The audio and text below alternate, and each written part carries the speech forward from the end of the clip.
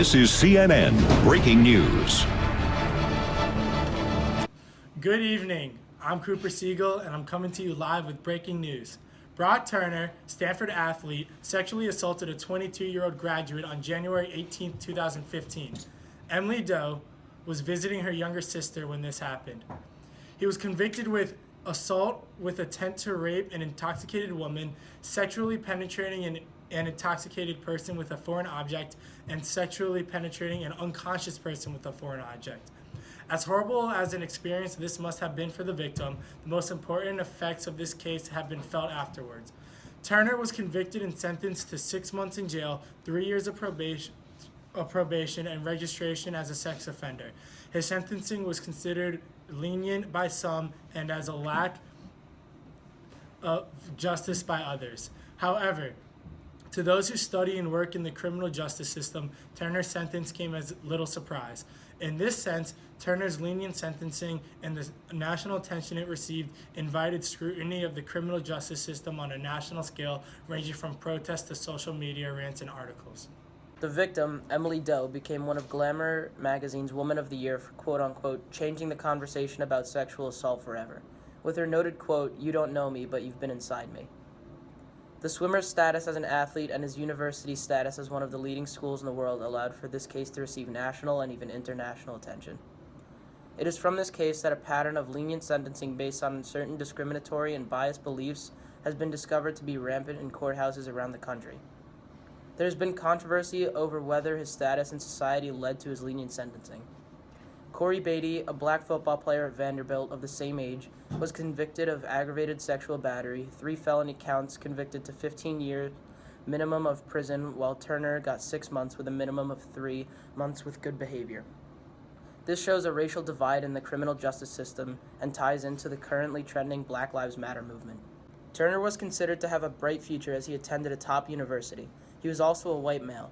This case gained national attention because it demonstrated the privilege, misogyny, and racism that has recently been petitioned against by millions, in part because Turner's swimming status was taken into account during his sentencing. The criminal justice system gives the judge a lot of arbitrary power in determining the fate of those who are convicted. Some judges have been known to give lenient sentencing to those in their social class of the same race. Emily Doe's statement reads, "I was wounded antelope of the herd, completely alone and vulnerable, physically unable to fend for myself, and he chose me." She criticized the court for taking Mr. Turner's lost swimming scholarship into account in his sentencing. "How fast he swims does not lessen the impact of what happened to me," she said. Brock Turner blames rape on Stanford's quote-unquote party culture and risk-taking atmosphere, also the alcohol. Growing up in a small town in Ohio, he never experienced partying with alcohol, he claims.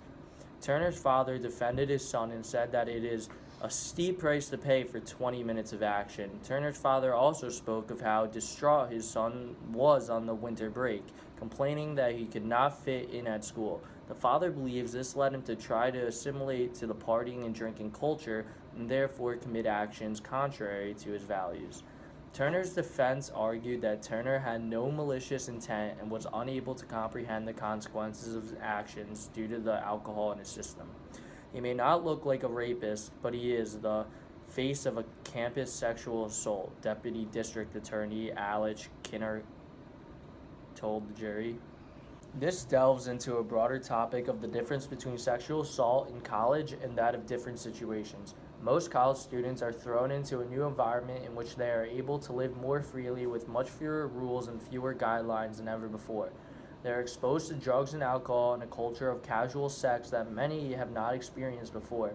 This does not excuse Turner for his actions, but it does call into question whether this widely accepted culture of just going crazy in college before beginning professional life contributes to the growing complaint of sexual assault on campus, and even greater question of how to ensure safety for all college students. This case has resulted not only in controversy and public outcry, but also in action on numerous fronts. A campaign to recall the judge, who will no longer hear criminal cases, approved legislation in California to make prison time mandatory in some sexual assaults, and a ban on hard alcohol on Stanford's campus. Assembly Bill 2888 mandates prison time for sexual assault perpetrators whose victims are unconscious, incapacitated, or otherwise unable to give consent for sex. So if and when Governor Jerry Brown signs the bill into law in the state of California, if you sexually assault someone who passed out, you won't be able to avoid prison time. In conclusion, Brock Turner's actions and his convictions show the overwhelming bias in the criminal justice system. The victim's statement has been read by over 11 million people, and it has resulted in legislature to try and correct this bias and uphold the constitutional right to a fair trial for all and not just the privileged. I'm out.